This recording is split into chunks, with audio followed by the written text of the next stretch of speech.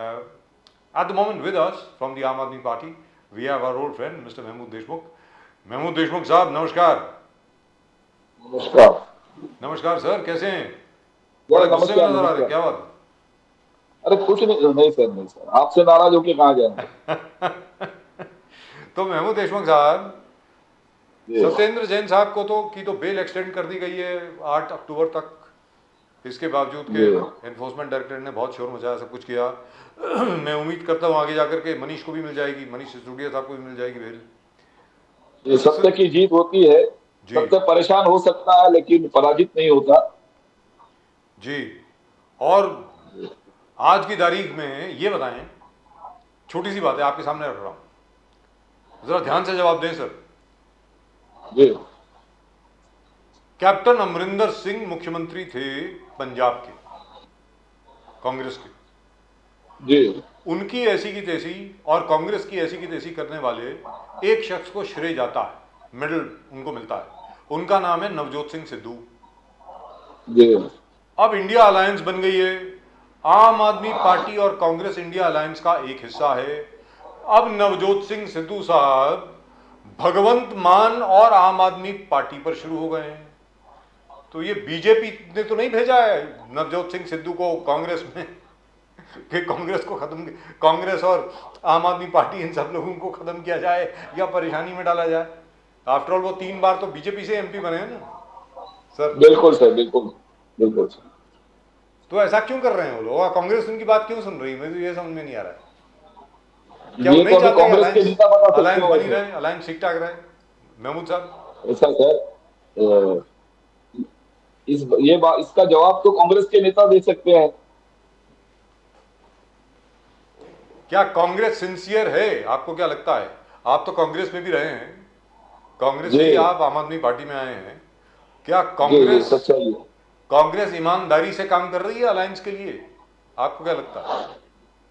देखिए, कांग्रेस की सभी पार्टियों को ईमानदारी से काम करना होगा और कांग्रेस को खास करके करना ही होगा, वरना अंजाम क्या है वो कांग्रेस भी समझ चुकी है। पिछले 9 साल में 2014 से लेकर 2023 तक सभी ने देख लिया कि हालात क्या है, बद से बदतर हो गए हैं। आज सवाल किसी पार्टी का नहीं है, आज सवाल है लोकतंत्र बचाने का। इस देश में लोकतंत्र बचेगा तो लोकतंत्र को मानने वाली जो भी पार्टियां हैं वो बचेगी। तो सबसे अहम जिम्मेदारी है आज की तारीख में लोकतंत्र बचाने की, संविधान को बचाने की। और जो भी पार्टियां संविधान में विश्वास रखती है, लोकतंत्र में विश्वास रखती है, मैं समझता हूं कि आज वो अपने व्यक्तिगत स्वार्थ को बाजू में रखते हुए, ईगो को बाजू में रखते हुए एक प्लेटफॉर्म पे जरूर आएंगे और जो हिटलरशाही जो है, डिक्टेटरशिप के में चलाने वाले लोगों को सत्ता से दूर करेंगे। महमूद देशमुख जी, नारी शक्ति वंदन अधिनियम, मोदी जी का कहना है कि ये एक ऐतिहासिक निर्णय है, डिसीजन है, बिल है और लोकतंत्र ने पहले ऐसे कभी बिल देखा नहीं है और बहुत बड़ा इक्वलाइजर है। मोदी साहब का कहना है कि न्याय देने में, महिलाओं को न्याय देने में। उन्होंने आगे जाकर कहते हैं कि सबका साथ सबका विकास, article 370, 1 nation 1 tax, 1 rank 1 pension, 10% reservation. तो मोदी जी ने कहा कि हर पवित्र काम भगवान ने मेरे हाथों से करने का निर्णय लिया है। तो ये वुमन रिजर्वेशन का ऑपोजिशन आपको नहीं है, मगर आम आदमी पार्टी का कहना कि उसी पार्लियामेंट में ब्रिजभूषण भी बैठा था, वो कितने महिलाओं को सम्मान किया आम आदमी पार्टी का। How do you see it, इस पूरे नारी सम्मान जो है अधिनियम, किस प्रकार से आप देखते हो? देखिए, मैंने लास्ट टाइम भी आपसे कहा था, ये जुमला है, ये इस देश की जनता को, विशेष करके महिलाओं को बेवकूफ बनाने का काम है ना। ये इस पे अमल होने वाला नहीं है। ये भले ही इन्होंने कहा होगा बिल पास हुआ है, अभी राष्ट्रपति के पास जाएगा, फिर बिल पास हो, फिर कानून बनेगा, लेकिन इसका जब तक अमल नहीं होता है तब तक इसका कोई मतलब नहीं है। ये कानून अमल में कब आएगा? मैंने लास्ट टाइम भी कहा था, इसको ये 2031 के पहले सेंसस नहीं हो सकता। हालांकि देखिए 2026 तक तो सेंसस पे रोक है, डिलिमिटेशन पे रोक है, बराबर है। और 2031 इनका कहना है 2024 के बाद में हम लोग सेंसस करवाएंगे, उसके बाद डीलिमिटेशन करवाएंगे। अब 2031 के पहले तो सेंसस होगा नहीं और उसके बाद में डीलिमिटेशन होगा, और फिर कब होगा क्या होगा उसका कोई अंदाजा नहीं है। तो मैं नहीं समझता कि ये जो बिल है ये लागू होगा महिला आरक्षण का। ये इन्होंने सिर्फ एक चुनावी जुमला छोड़ा हुआ है, 2024 का चुनाव इनको जीतना है, उसके मद्देनजर इन्होंने ये जुमला छोड़ा है, लेकिन इसमें ये कामयाब नहीं होंगे। इस देश की लेकिन जनता, इसको कोई मानेगा क्या? महमूद देशमुख जी, जी आपको लगता है कि कोई मानेगा अभी? मतलब अगर फॉर एग्जांपल जैसे बिल है, एक्ट बन गया, कानून बन गया और उसका इम्प्लीमेंटेशन होगा 2030 में या 32 में या 33 में, उसको कौन मानेगा? महमूद कोई नहीं मानेगा सर, कोई नहीं मानेगा। देखिए अब 2031 के बाद में 2031 में सेंसस होगा, उसके बाद 2-3 साल लग जाएंगे इनको डीलिमिटेशन में, है ना, और डीलिमिटेशन के बाद में मतलब ये इम्प्लीमेंट होगा कानून। तो 2031, 35, 34 जाएगा, पता नहीं कब होगा, इसका कोई अंदाजा नहीं है। ये इन्होंने एक शगुफा छोड़ा है, एक जुमला छोड़ा हुआ है। ये पूरे देश की जनता को ये बेवकूफ समझते हैं। वो कहते हैं कि मुझे ईश्वर ने ये मतलब जिम्मेदारी दी है। अरे आप ये क्यों नहीं कहते हो कि भाई इसमें भी इनका मैं पना नजर आता है? ये कह सकते थे कि भाई ये पूरी पार्टी को या सरकार को ये जिम्मेदारी दी है, मुझे जिम्मेदारी दी है, ईश्वर मुझसे काम लेना चाहता है। तो ये इस बात में कोई दम नहीं है देश की जनता को बेवकूफ बनाने का। और एक मतलब इन्होंने जुमला छोड़ा हुआ है। लेकिन यहाँ पर एक चीज तो माननी पड़ेगी महमूद देशमुख साहब, ये प्रदीप जी और मैं न जाने कितनी बार मर्तबा यहीं पर इसी शो के दौरान और वैसे भी डिस्कस कर चुके हैं कि भाई जो आम आदमी पार्टी है, अरविंद केजरीवाल जी जो है, उनका जो मॉडल है वो असल में जो मिडिल क्लास है, लोअर मिडिल क्लास है और गरीब लोग जो हैं, उनके जो असली मुद्दे हैं उन पर अगर काम करने वाली कोई पार्टी है तो वो आम आदमी पार्टी है। उनके जो मुद्दे हैं कि भाई बच्चे को अच्छे स्कूल में भेजना, पढ़ाई जो है, शिक्षा जो है मुफ्त में, बहुत अच्छी शिक्षा मिलना, उसके अलावा मोहल्ला क्लिनिक, उसके अलावा free medicine, free medical care, और तो और छोड़िए सारी सर्जरीज फ्री हैं, मतलब और तो और छोड़िए। महिलाओं के लिए मैं आपकी जानकारी के लिए बता रहा हूँ, महिलाओं के लिए भी अलग से महिला मोहल्ला क्लिनिक चालू कर दिया गया। जी जी, वो भी मालूम पड़ा। जी, महिलाओं के लिए बस में मतलब ट्रैवलिंग फ्री कर दिया गया है। जी, मैं आपकी जानकारी के लिए पार्टी ने एक मॉडल बना के दे दिया है। और पहले भी अरविंद केजरीवाल जी ने ये कहा था कि भाई अगर लोगों को जीतना है तो उनको आम आदमी पार्टी का मॉडल फॉलो करना ही पड़ेगा, क्योंकि लोग कहेंगे कि अगर आप जो है वो दिल्ली में दे सकती है, पंजाब में दे सकती है, तो आप क्यों नहीं दे रहे? महमूद देशमुख जी क्यों नहीं दे सकते? सही बात है। देखिए ऐसा है, हमारे राष्ट्रीय संयोजक सम्माननीय अरविंद केजरीवाल जी जो मॉडल दिल्ली में आप इम्प्लीमेंट कर रहे हैं या पंजाब में जो कर रहे हैं, ये इस देश के अंदर कुछ अलग नहीं हो रहा है। जो डॉक्टर बाबा साहब अम्बेडकर जी ने जो संविधान में जो एक आम आदमी को जो अधिकार दिया है ना, उसी को ये अमल में ला रहे हैं। वो शिक्षा का अधिकार हो, रोजगार का अधिकार हो, या मतलब हेल्थ के मामले में हो, आरोग्य का मामला हो, है ना, तो जो संविधान ने हमको एक आम आदमी को जो अधिकार दिया हुआ है उसके ऊपर अमल कर रहे हैं। तो आम आदमी पार्टी एक ऐसी पार्टी है इस देश के अंदर जो डॉक्टर बाबा साहेब अम्बेडकर के संविधान को फॉलो कर रही है। और आम आदमी पार्टी का जो मैनिफेस्टो है, वही जो संविधान है वही हमारा मैनिफेस्टो है। प्रदीप जी, तो एक हेट स्पीच वाली बात है कि अभी हमने देखा कि बजाज साहब हमेशा बिदुरू जी के भाषण के बातें करते हैं कि वो क्या आम आदमी पार्टी भी इस चीज को हाईलाइट कर दिया है कि हेट स्पीच किस प्रकार से होना चाहिए और सरकार का एक्शन क्या है?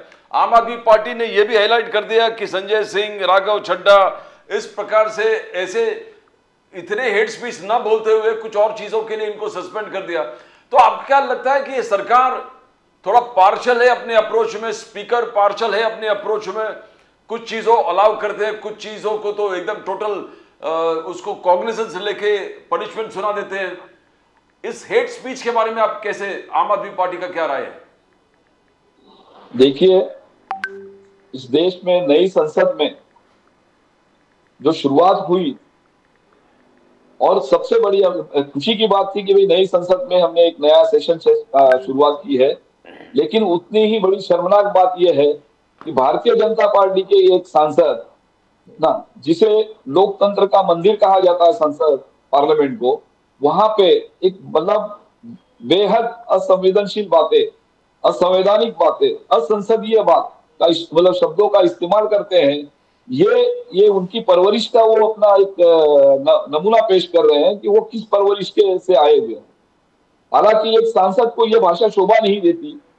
जी दूसरी तरफ आपने देखा होगा हमारे जो राज्यसभा के नेता है सम्माननीय संजय सिंह जी, सम्माननीय राघव चड्ढा जी, उन्होंने अगर किसी विषय को लेकर विरोध किया है ना, तो उनको आप सस्पेंड कर देते हो और आपका ही एक सांसद जो है बदतमीजी से मतलब बाहर चला जाता है। मतलब एक मर्यादा उसने नाम दी है ना, संसदीय भाषा का मतलब अपमान किया एक तरीके से। उसने संसद में किस तरीके का भाषा का उपयोग होना चाहिए ये उसने मतलब उसको एक तरीके से त्याग दिया है। ऐसे शख्स को उसने जो बोलने के बावजूद उसको सस्पेंड नहीं किया जाता बल्कि उसको शो कॉज नोटिस देके जेपी नड्डा जी उससे मतलब जवाब मांगते हैं, जवाब तलब करते हैं, उसको समय दिया जाता है। तो ये दोहरी नीति इनकी समझ में आ जाती है। ये जो कल्चर है ये भारतीय जनता पार्टी का कल्चर इसमें दिखाई देता है। आज की जो भारतीय जनता पार्टी है उनका क्या कल्चर है। एक सांसद अगर इस तरीके से किसी को गाली दे सकता है, किसी एक सांसद को, है ना, एक चुने हुए प्रतिनिधि को, तो दानिश अली जो है वो भी अपने मतदार संघ से चुनकर आए हुए हैं, सांसद हैं। एक चुने हुए माइनॉरिटी के सांसद को इस तरीके से भद्दी गालियां देना, एक टेररिस्ट कहना, आतंकवादी कहना, उग्रवादी कहना, ये संसद में शोभा नहीं देता। बल्कि इन्होंने, ये भारतीय जनता पार्टी ने अपना कल्चर इसके माध्यम से दिखाया है। मैं तो समझता हूं कि भारतीय जनता पार्टी का जो वोटर है, कल तक जो अटल बिहारी वाजपेयी जी के दौर में लोग कहते थे कि भाई अटल बिहारी वाजपेयी जी का सभी पार्टी के लोग सम्मान करते थे, है ना, आज वो भारतीय जनता पार्टी नहीं रही। आज तो गुंडे और टपोरियों, चोर और मवालियों का और डकैतों की मतलब पार्टी बन गई है भारतीय जनता पार्टी। मतलब बड़ा अजीबो गरीब मसला है ये कि रमेश भिदूरी साहब जो हैं कोई ऐसी वैसी कॉन्स्टिट्यूंसी से नहीं आते साहब, साउथ दिल्ली से आते हैं, दक्षिण दिल्ली के सांसद हैं वो रमेश भिदूरी साहब। अरे सर यही तो शर्म की बात है। आप सांसद हो और आप इस तरीके से भाषा का उपयोग करते हो, ये आपको शोभा नहीं देता। सर नंबर एक, ये तो एक बात हो गई। दूसरी बात, जैसा अभी अभी प्रदीप जी ने कहा, बृजमोहन शरण, यही नाम है ना उसका? यस यस, बृजमोहन शरण वोट दे रहे हैं महिला आरक्षण पर, जिसके ऊपर आरोप है महिलाओं का यौन शोषण करने का, वो महिला आरक्षण में वोट दे रहे हैं। और तो और छोड़िए, दिल्ली पुलिस जो by the way home ministry के अंडर है, दिल्ली पुलिस, सबसे बड़ी बात ये, उन्होंने अभी अभी राउज एवेन्यू कोर्ट में लिखा है कि इस आदमी ने ये क्या नाम है इसका,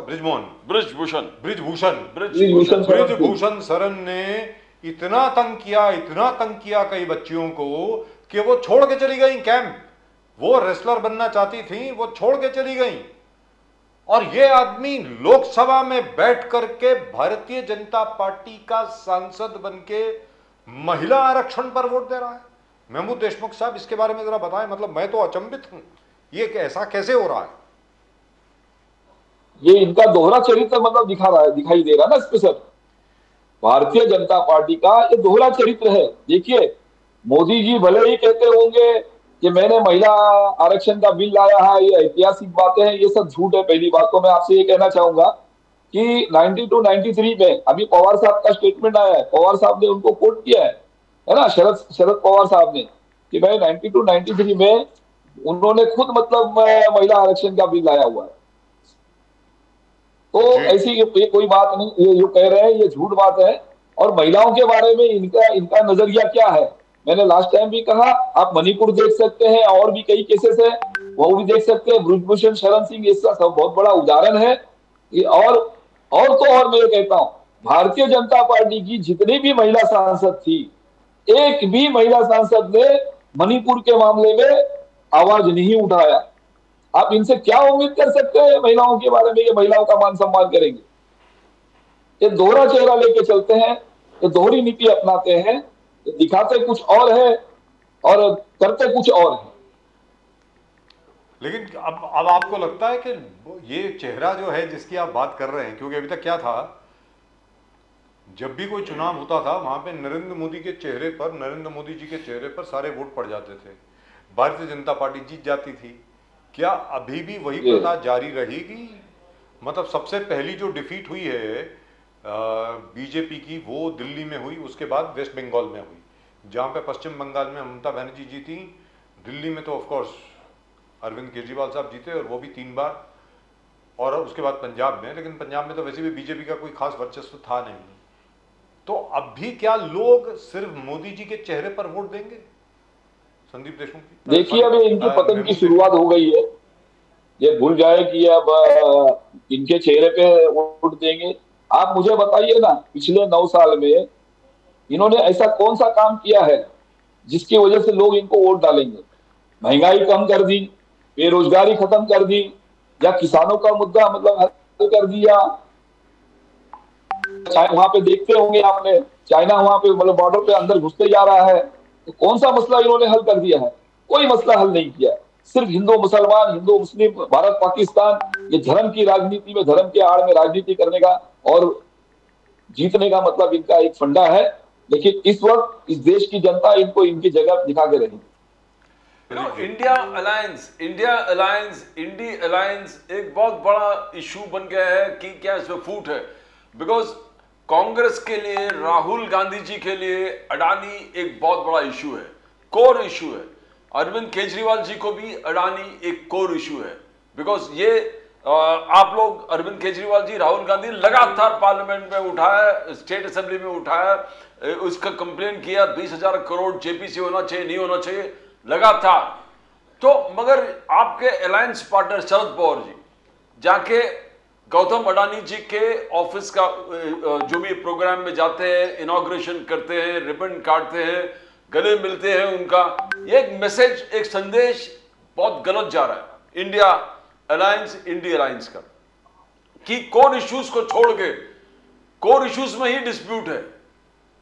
कोर इश्यू अडानी है, दोनों आम आदमी पार्टी के लिए और कांग्रेस के लिए, मगर आपके पार्टनर्स, अलायंस पार्टनर्स तो उसको नजरअंदाज कर रहे हैं, उनके साथ घुल मिला रहा है। तो जो करप्शन एक कोर इश्यू है, इट डजंट स्टैंड। इसको कैसे सुधारोगे महमूद देशमुख जी? देखिए ऐसा है, अब वो किसी प्रोजेक्ट का उद्घाटन के लिए वो वहां गए हैं, है ना। हर पार्टी का देखिए, एक टीम इंडिया एक अलग चीज है और हर पार्टी का अपना अपना एक अलग एजेंडा है। आम आदमी पार्टी भी अपने लिए अपने ढंग से काम कर रही है। हर पार्टी, अलायंस की जितनी भी पार्टी है, वो अपने अपने स्टेट में अपने अपने रिलेशन मेंटेन करते हैं। हमें उससे कोई एतराज नहीं है किसका क्या रिलेशन है। लेकिन हमारा जो स्टैंड है, हम अदानी का विरोध करते हैं, हम करते रहेंगे। पवार साहब ने ये नहीं कहा हमको कि आप उसका विरोध मत करिए। जिस दिन वो ये कहेंगे कि आप उनका विरोध मत करिए, उस दिन हम हमारा स्टैंड क्लियर करेंगे।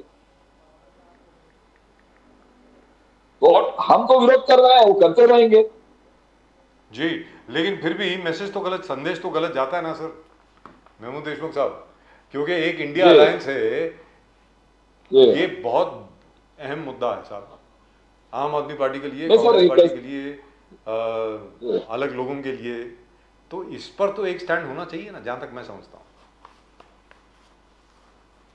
हूं। सही कहा आपने, स्टैंड होना चाहिए। लेकिन मैंने कहा ना आपको कि हर पार्टी का अपना एक अलग एजेंडा होता है स्टेट लेवल पे, है ना। पार्टी लेवल पे वो अपना एक अलग एजेंडा लेके चलते हैं। और हमारा जो है टीम इंडिया के हिसाब से अलायंस में वो साथ में है, वो साथ में रहेंगे। अब मुंबई की बात कर लें सर, मुंबई और महाराष्ट्र की बात कर लें। यस सर, जहां तक आम मुंबई आदमी पार्टी का महाराष्ट्र प्रश्न है, अभी क्या स्थिति है, किस प्रकार आप काम कर रहे हैं, कहां कहां पर आपका क्या कैंपेन चल रहा है, उसके बारे में जरा बताएं सर दर्शकों को। नहीं, पूरे मुंबई शहर में हमारा ऑर्गेनाइजेशन तो मजबूत होते जा रहा है, दिन ब दिन ऑर्गेनाइजेशन मजबूत हो रहा है, इसमें कोई शक नहीं है। और जो भी चुनाव सामने आएगा, उस चुनाव को फेस करने के लिए हमारी मुंबई की अध्यक्षा सम्माननीय प्रीति शर्मा मेनन जी के नेतृत्व में सभी संगठन के पदाधिकारी, कार्यकर्ता तैयार बैठे हुए हैं जी। और जहां तक के बीएमसी के चुनाव हैं, बीएमसी के चुनाव तो खैर अभी होते हुए दिखते नहीं है, अभी तो कोई मूवमेंट भी नहीं है, कुछ नहीं है। मुझे लगता है कि 2024 के लोकसभा के चुनाव के बाद ही होगा शायद, ऐसा लग रहा है। तो उसके लिए क्या तैयारी है, उसके लिए क्या लोकल लेवल पर काम चल रहा है जैसे पहले चल रहा था? सॉरी, लोकल लेवल पर जिस प्रकार पहले आप लोग काम कर रहे थे, हर स्लम में जा रहे थे, हर मिडिल क्लास एरिया में जा रहे थे, क्या आज भी वैसे ही काम कर रहे हैं महमूद देशमुख जी? जी जी, बेशक बेशक, आज भी हमारे लोग मतलब मोहल्ले में जा रहे हैं, लोगों से मिलना जुलना चालू है, डोर टू डोर जाना चालू है। संगठन का काम अपने लेवल पे मतलब काम चालू है, इसमें कोई काम रुका नहीं है और रुकेगा भी नहीं। जो गोस्ट स्ट्रक्चर्स के इश्यूज आप लोग ने उठाए थे कि जो प्रोजेक्ट अफेक्टेड लोगों के घरों के घोटाले बहुत है, करीबन 1000 करोड़ आप लोग ने प्रेस कॉन्फ्रेंस में लिए थे, हाईलाइट कर दिया कि MMRDO, SRA जो भी प्रोजेक्ट अफेक्टेड पर्संस है उसके जो जेन्युइन लोगों उनको घर नहीं मिल रहा है, दूसरे लोग गोस्ट स्ट्रक्चर्स आपने कहा इस चीज को, उसमें कहां तक पहुंचे? क्या न्याय देने में आप लोग सफल रहे? जो गरीब से गरीब लोग हैं जो डिस्प्लेस हो गए, कोई प्रोजेक्ट अफेक्टेड है उनको घर डिमोलिश कर दिया, क्या जो आपने मुद्दे उठाए उसका स्टेटस क्या है आज की तारीख में? देखिए, कोशिश चालू है। आप समझ सकते हैं कि यहाँ पे सरकार किसकी है। सरकार तो हमारी है नहीं, हम कोशिश कर सकते हैं। सिर्फ आपके जानकारी के लिए मैं बता रहा हूँ, जैसे भारत नगर का मुद्दा है, अभी मैं आपसे और एक कहना चाहता हूँ, आप तो PAP कोटे की बात करते हैं सर, जहाँ बैंड्रा वेस्ट में, बैंड्रा स्टेशन के बाहर, वहां पे भी लोगों को उजाड़ने का काम चालू है। बड़ी बरसात में लोगों को उजाड़ा गया, शायद बीच में आपने भी वहां पे विजिट किया था, है ना। अभी भी उनको नोटिस आ रही है, हालांकि हाई कोर्ट में मैटर है, किसी को लोगों को एग्रीमेंट नहीं दिया जा रहा है, लोगों को डॉक्यूमेंट्स नहीं दिए जा रहे हैं और उनसे मतलब अंडरटेकिंग लेके उनको उनसे घर खाली करवाने का काम किया जा रहा है। मतलब डिक्टेटरशिप चल रहा है यहाँ पे, लोकतंत्र कहीं है ही, उसमें मनमानी है, बिल्डर लॉबी मनमानी कर रही है और ये सब जो कुछ हो रहा है इस चंद नेताओं के सरपरस्ती में हो रहा है। वहां पर डिप्टी CM फडणवीस जी ने शायद असेंबली में जवाब भी दिया था कि मैं ऐसे होने नहीं दूंगा, चाहे वो कुछ असलम शेख के एरिया में भी था और बैंड्रा वेस्ट में भी था। बरसात के टाइम पे डिस्प्लेस करना, लोगों को घर से बेघर करना, कोई भी प्रोजेक्ट, बिकॉज कोई प्रोजेक्ट तभी चालू नहीं होते बरसात के मौसम में। तो ये फडणवीस जी ने भी कहा था कि इस पे मैं ध्यान दूंगा और ये होने नहीं दूंगा। उसके बावजूद आपका कहना है कि बैंड्रा वेस्ट में डिमोलिशन चालू है, लोगों को बेघर करना चालू है। मैं आपकी जानकारी के लिए बता रहा हूं, आज ही 100-150 लोगों को, मेरे पास नोटिस का कॉपी है, 100-150 लोगों को नोटिस देने के लिए SRA का बंदा आता है और घर घर जाके लोगों को ये कहता है कि आपकी मीटिंग बुलाई है, आपको SRA में आना है, ये लेटर ले लीजिए। उनको बताया भी नहीं जा रहा है कि ये क्या चीज है। तो सबके सब औरतें मिलकर पुलिस स्टेशन पे जाके मोर्चा लेकर गए और उन्होंने अपोज किया, भाई ये क्या है। औदुंबर पाटिल जो तहसीलदार है, मैं तो समझता हूँ ना, ये सतीश लोखंडे, औदुंबर पाटिल, ये सभी लोग डेवलपर के लिए काम कर रहे हैं, सरकार के लिए कोई काम नहीं कर रहा, गरीबों के लिए कोई काम नहीं कर रहा। दुरुस्त बात। और हमने नोटिस में सबसे पहली बार देखा था कि डेवलपर का नाम लिखा हुआ है, और तो और छोड़िए। बंबई में सर आज के तारीख में बिल्डर माफिया, तो बड़ा कोई माफिया नहीं है मुंबई शहर के अंदर। दुरुस्त बात। आज एक बिल्डर लॉबी गरीबों को उजाड़ने में लगी है, उसका कारण सिर्फ ये है, ये जो है असंवैधानिक सरकार जो बैठी है, ये आपस में लड़ने में मस्त है। ये सरकार में बैठे हुए लोग हैं, ये लोगों के, इनका ध्यान लोगों के ऊपर नहीं है आज, और बिल्डर लॉबी हावी हो गई है।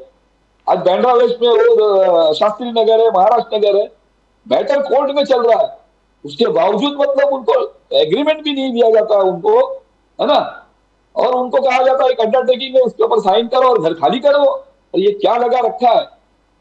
और बिल्डर है रफीक मंडलिया, जिसने दौलत नगर को उजाड़ दिया था, मैं नाम लेके बोलना चाहता हूं आपके चैनल पे, आपकी जानकारी में होगा, सांताक्रूज वेस्ट में दौलत नगर जी, इन्होंने, है ना, दौलत नगर को उजाड़ दिया। आज भी कई लोग वहां पे मतलब परेशान है, बाहर मतलब उनको घर नहीं मिले, वो भटक रहे हैं।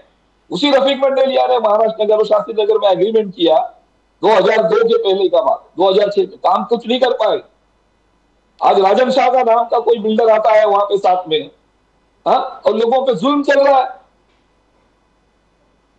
मेरा आरोप है ये। तो आज वहां पे उनका MLA है भारतीय जनता पार्टी का, आशीष शेलार, उसका भी इन्वॉल्वमेंट है उसमें। इसका मतलब तो इस विषय के बारे में विस्तार से बात करेंगे महमूद देशमुख जी। इस विषय के बारे में जरा विस्तार से बात करेंगे, क्योंकि लोगों को समझ में विस्तार पे करिए सर, गरीबों के लिए मैदान पे उतरिए जी, है ना। मेरे आपके चैनल के माध्यम से मेरा मुख्यमंत्री और उप मुख्यमंत्री देवेंद्र फडणवीस जी को भी रिक्वेस्ट है थोड़ा सा आप ध्यान देखिए दीजिए यहाँ पे, जी, गरीबों को भरे बरसात में उजाड़ा जा रहा है। उजाड़ा जा रहा है कि नहीं, लेकिन डराया तो जा रहा है, इसमें कोई दो राय नहीं। और सर तो डराया जा रहा है, धमकाया और जा बहुत रहा सारे है, तोड़े भी उजाड़ा हैं, जा रहा है। नाले नाले एक्सपेंशन के बारे में, नाले को रिरूट कर रहे हैं बरसात के मौसम में, इस जी। बहाने से लोगों को बेघर किया जा रहा है। किया जा रहा है, करेक्ट। दैट इज अरे सर नाला नहीं, मैं आपको बताऊं उस नोटिस में, वो अंडरटेकिंग में क्या लिखा जाता है ना, कि आपको पर्यायी जगह, पर्यायी आपको उपलब्धि नहीं करेगी जगह। पर्यायी मतलब क्या है? ऑप्शनल। कहाँ दोगे आप उनको? परमानेंट उसका सोल्यूशन करो ना। और आप अगर डेवलप करने जा रहे हो, वो तो नाले का एक बहाना है, तो उतना वहां से कटिंग हो जाएगा, लोग रास्ते पे आ जाएंगे। आप उनको अल्टरनेट अकोमोडेट कर दो, दे दो। और वैसे भी लोग वहां से जाने को तैयार हैं। जिन जिन लोगों से हम लोगों ने बात करी थी, उन्होंने यही कहा था, भाई जी। घर के बदले घर दे दीजिए, कहां पर घर दे रहे हैं वो बेशक। बता दीजिए, हम जाने को तैयार हैं। बेशक। लेकिन कोई वो बोलने को लेकिन ये तैयार देने नहीं को है। तैयार नहीं, इनकी नीयत नहीं है ना सर देने की। और जिन बिल्डर साहब का आपने सर- नाम लिया, उनका तो रिकॉर्ड ये- जरा थोड़ा कलरफुल है, रंगीन, बड़ा रंगीन हाँ। रिकॉर्ड है उनका। अब सब रंगीले हैं सर, उनके पार्टनर भी देख लो आगे पीछे कौन है वो। जी, समझ आज गया। भारत नगर का वही हाल है, बांद्रा ईस्ट में भारत नगर के अंदर भी यही हालत है, बांद्रा वेस्ट में भी यही हाल है। हाँ? और सब प्राइम प्रॉपर्टी है, and prime property, prime, yes prime location है। तो गरीब आदमी जाएगा कहाँ पे सर? करेक्ट, गरीब आदमी किसके पास फरियाद करेगा, मुझे बताइए ना। दुरुस्त बात। महमूद देशमुख साहब, बहुत बहुत शुक्रिया आपका हमारे साथ जी। जुड़ने के लिए, बहुत बहुत धन्यवाद आपका। आपको गणपति की जी। बहुत बहुत शुभकामनाएं। अभी ईद आने वाली है, ईद की भी आपको बहुत बहुत शुभकामनाएं। Thank you so much for joining us. जी, धन्यवाद। नमस्कार sir, thank you very much. नमस्कार। So that Maharashtra Nagar thing still continues. It is Bandra East, Bandra West, prime properties.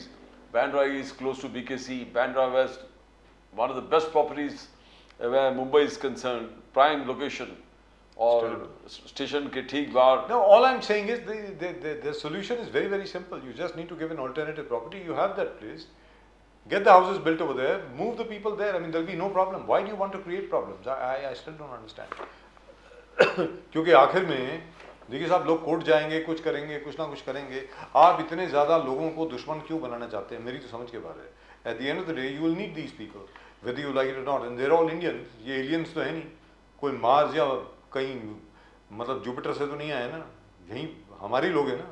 मतलब इतनी तो अकल होनी चाहिए साहब, क्या बताएं। Right, and let's